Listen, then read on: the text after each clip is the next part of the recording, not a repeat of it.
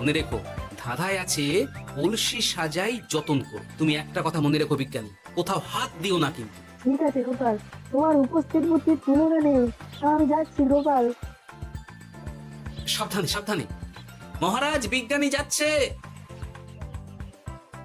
সাবধানে নামো, সাবধানে।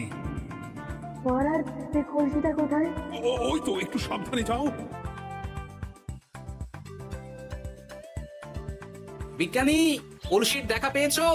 পেয়েছি পেয়েছি পেয়েছি। এবারে কলসিটাকে ভালো করে জল দিয়ে ধুয়ে দাও।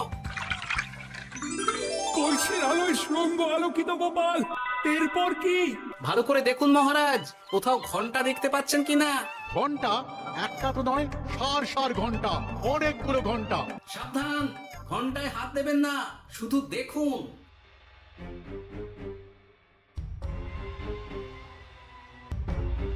মহারাজ, আমরা গুপ্তধনের খুব কাছে চলে এসেছি।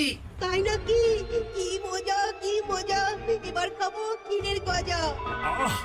কবি চুপ করো, এখনো আমরা গুপ্তধন পাইনি। বাবার মুখে দাঁড়িয়ে সবগুলো তারা আঁকা। বিজ্ঞানী, কোন ঘন্টায় চাঁদের নকশা করা আছে কি? একটু দেখে বলো না। আমি আতস কাজ নিয়েই দেখছি, সব ঘন্টাতেই তারা আঁকা।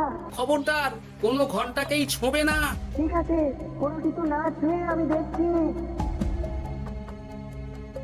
পেয়েছি গোপাল, চাঁদ আঁকার ঘন্টা পেয়েছি। ওই ঘন্টাটা বাজাও, বাজাও।